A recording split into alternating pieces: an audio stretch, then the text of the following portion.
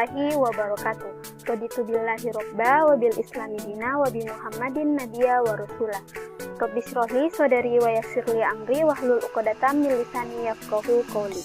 Sebelumnya, terima kasih atas kesempatan yang telah diberikan kepada saya.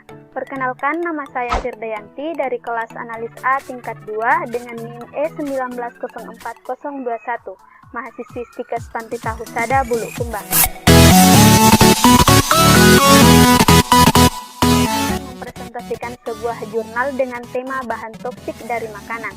Adapun judul jurnal yang saya ambil di sini ialah Bahaya Bahan Tambahan Makanan Bagi Kesehatan.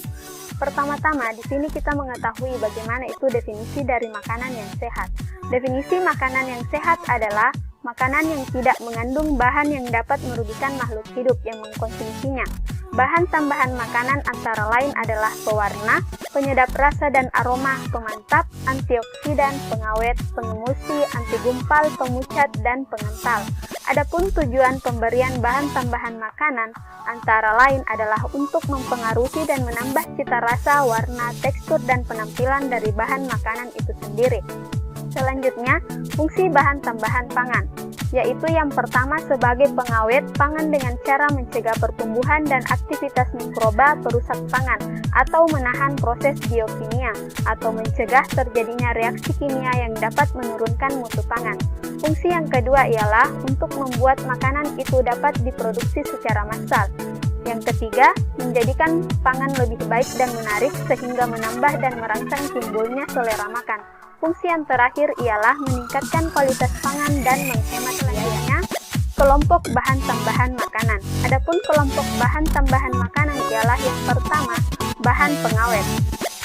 Bahan pengawet ditambahkan untuk memperpanjang umur makanan dengan mencegah atau menghambat pertumbuhan mikroba.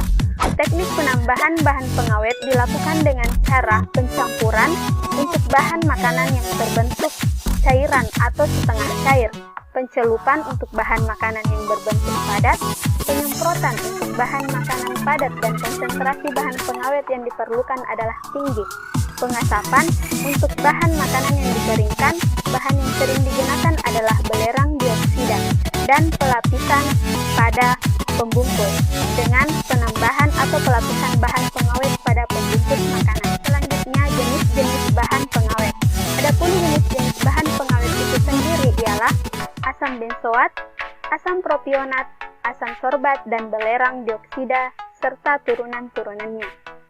Yang pertama, asam benzoat. Asam benzoat memiliki rumus molekul C7H6O2 dengan berat molekul 122,12, pH larutan 2,8, kelarutan dalam air 1,7 gram per liter, sedangkan garamnya sangat mudah larut. LD50 pada tikus per oral adalah 7,36 gram per kilogram, pada kucing dan anjing 2 gram per kilogram. Pada manusia dengan berat badan 67 kg sebanyak 50 gram tidak menimbulkan efek. Pemberian dosis besar akan menimbulkan nyeri pada lambung, mual, dan muntah. Jenis yang kedua ialah asam propionat. Asam propionat memiliki 3 jenis tingkatan toksitas, yaitu yang pertama, toksisitas akut.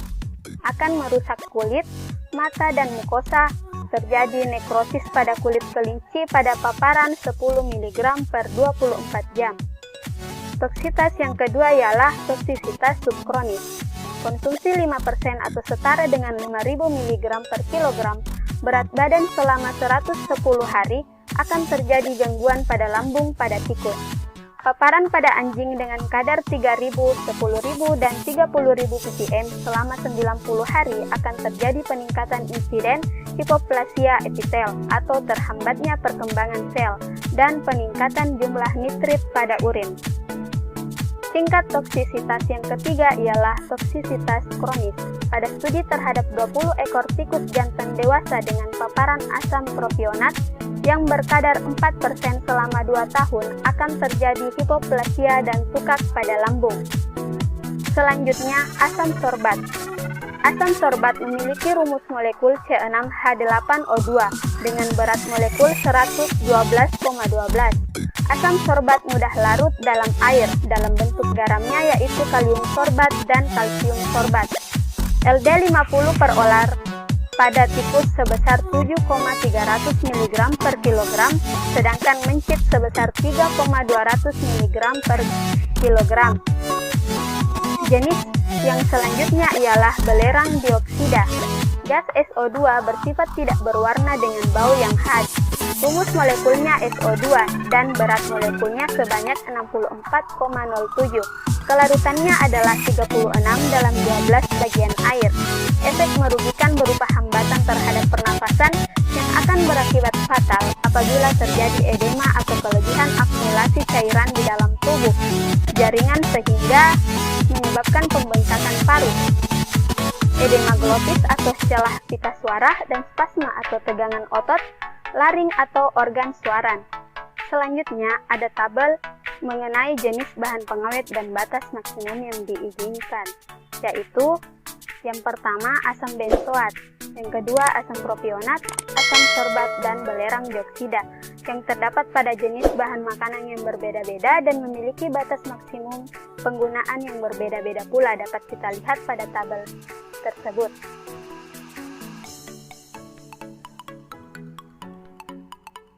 Selanjutnya ada antioksidan. Antioksidan ditambahkan pada minyak untuk mencegah tengik yang merupakan hasil perubahan oksidatif. Sebagian besar ditambahkan pada buah-buahan dan sayur-sayuran untuk mencegah pencoklatan enzimatik. Bahan yang sering ditambahkan sebagai antioksidan yang digunakan adalah ascorbat dan BHT atau hidroksyltoluena berbutil. Selanjutnya ada zat atau bahan pengemulsi, pemantap, dan pengental. Ditambahkan untuk memperbaiki kehomogenan, stabilitas, dan badan dari berbagai jenis produk makanan. Jenis makanan yang biasanya menggunakan bahan tambahan ini adalah es krim, es putar, saus sardin, jelly, dan sirup. Selanjutnya, bahan pengemulsi, pemantap, dan penstabil yang diizinkan adalah ada yang pertama agar-agar, alginat, dextrin, gelatin, lecitin, karboksimetil selulosa, pektin, dan fatty asetat. Selanjutnya, ada pewarna. Pewarna ini digunakan untuk mempertinggi daya tarik visual produk makanan, mencegah kehilangan warna selama penyimpanan. Beberapa zat ini diturunkan dari zat warna alami, misalnya karoten untuk warna jingga, klorofil untuk warna hijau, dan mioglobin untuk warna merah pada daging, daun pandan untuk warna hijau, kunyit untuk warna kuning, buah coklat untuk warna coklat, dan wortel untuk warna kuning merah. Selanjutnya, di sini zat pewarna sintesis dan alami yang diperbolehkan. Dapat kita lihat pada tabel ada daftar zat pewarna sintesis yang diperbolehkan untuk dikonsumsi. Dapat kita lihat pada tabel ini ada warna kuning, merah, dan biru serta hijau. Serta ada batas jumlah maksimal yang diperbolehkan untuk dikonsumsi pada setiap pewarnaan. Selanjutnya, tabel pewarna alami yang diizinkan menurut Peraturan Menteri Kesehatan Republik Indonesia Nomor 722-Angka-9-1988 dapat kita lihat pada tabel tersebut. Selanjutnya ada bumbu-bumbu penyedap. Bumbu-bumbu penyedap merupakan kelompok terbanyak zat tambahan makanan. Macam-macam penyedap membedakan menjadi dua, yaitu penyedap alami dan sintesis. Bahan sintesis terutama ester, aldehid, dan keton, dan lainnya adalah dari sumber alami, yaitu bumbu penyedap. Sedangkan penyedap alami misalnya merica, kayu manis, jahe, cengkeh, dan lain-lain. Oleorisin, ekstrak tumbuhan dan minyak esensial, isolat penyedap, penyedap dari sari buah, ekstrak tanaman. Bumbu penyedap buatan atau sintesis misalnya monosodium glutamat atau MSG untuk meningkatkan rasa makanan yang diberikan. Selanjutnya bentuk penyedap. Bentuk penyedap ada 3. Yang pertama bahan pemanis buatan. Bahan pemanis buatan ini mempunyai rasa manis yang kuat tetapi nilai kalorinya sedikit atau tidak ada. Karena itu bahan ini digunakan untuk penderita diabetes dan mereka yang ingin menikmati rasa manis tanpa tambahan asupan kalori. Umumnya adalah siklamat, sakarin, dan aspartam. Bentuk penyedap yang kedua adalah zat gizi, antara lain adalah vitamin B, vitamin A, dan vitamin D, mineral dan asam amino esensial, yodium atau natrium iodium pada garam, fluor atau natrium fluor pada garam, besi untuk mencegah anemia. Selanjutnya kelompok lain-lain mencakup pengaturan keasaman, menyesuaikan pH, minuman dari buah kalengan dan sayur kaleng. Beberapa pengatur keasaman yang biasa dipakai yaitu aluminium, amonium, kalium, natrium sulfat dalam soda kue secukupnya, asam laktat untuk sereal sebanyak 25 gram per kilogram, sedangkan untuk makanan bayi 2 gram per kilogram, asam sitrat untuk pelengkap sereal sebanyak 25 gram per kilogram, makanan bayi kalengan sebanyak 15 gram per kilogram, dan untuk coklat dan bubuk coklat sebanyak 5 gram per kilogram. Kalium dan natrium karbonat untuk coklat dan bubuk coklat sebanyak 50 gram per kilogram, mentega sebanyak 2 gram per kilogram. Selanjutnya ada kelompok fungsi zat tambahan makanan yang tidak langsung, antara lain yaitu bahan pengemas. Belakangan ini diketahui banyak dipakai kemasan terbuat dari bahan polimer. Namun polimer itu sendiri biasanya bersifat inar, tetapi komponen-komponennya monomer yang terdapat dalam jumlah tertentu. Sisa reaktan zat antara bahan bantu pengolahan, pelarut, dan tambahan plastik serta hasil reaksi sampingan dan degradasi kimia dapat berpindah ke dalam makanan yang bersentuhan langsung dengannya. Beberapa zat kimia ini telah terbukti bersifat toksik. Contohnya vinilklorid terbukti bersifat toksik bagi manusia, sedangkan akrilonitrit bersifat toksik pada hewan untuk tingkat pajaran atau paparan tinggi, tetapi karena sangat rendahnya tingkat pajaran dan migrasi ke makanan penggunaannya masih disetujui. Selanjutnya, residu obat hewan dalam makanan manusia. Ada 3 jenis obat yang digunakan pada hewan penghasil makanan yang dapat menghasilkan residu pada makanan manusia, yaitu daging, susu, dan telur. Yang pertama adalah antibiotik. Biasanya diberikan pada hewan untuk mencegah terjangkitnya penyakit yang disebabkan oleh kuman dan untuk mempercepat pertumbuhan. Yang kedua, zat anabolik, zat pemacu pertumbuhan dan ditanamkan subkutam pada bagian hewan yang tidak biasanya dimakan, misalnya telinga.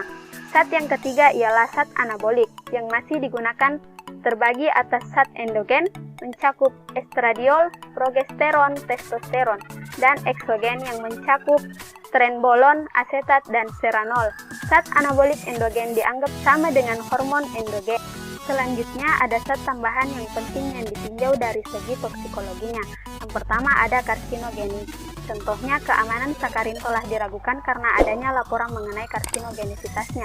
Penelitian pertama yang mengungkapkan meningkatnya tumor kandung kemih pada tikus melibatkan pemberian dosis kombinasi sakarin dan siklamat pada hewan itu dengan perbandingan 1:9. Penelitian berikutnya banyak yang gagal menentukan risiko keamanannya, dan oleh sebab itu di beberapa negara penggunaannya telah dibatasi. Yang kedua ada siklamat, dianggap tidak berbahaya dan digunakan secara luas dalam makanan dan minuman selama bertahun-tahun. Tetapi keamanannya mulai diragukan setelah adanya penemuan bahwa hewan dan manusia saat itu dapat dimetabolisme oleh flora usus menjadi sikloheksilamin yang tampaknya lebih toksik. Yang ketiga ada nitrat dan nitrit, adalah bahan pengawet yang berguna dan memberikan warna dan rasa khusus pada daging.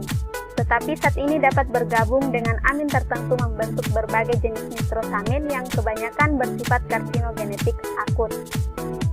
Yang keempat ada BHA dan BHT, dipergunakan secara luas sebagai antioksidan dan telah diselidiki dalam beberapa penelitian jangka panjang tanpa menunjukkan efek merugikan yang berbahaya.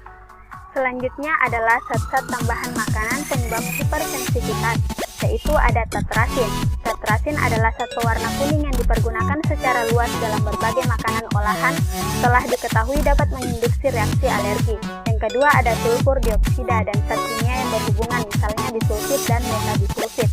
Yang ketiga ada monosodium glutamat atau MSG, telah digunakan sebagai bumbu penyedap selama puluhan tahun di Cina dan Jepang dan tidak ada efek buruk yang dilaporkan.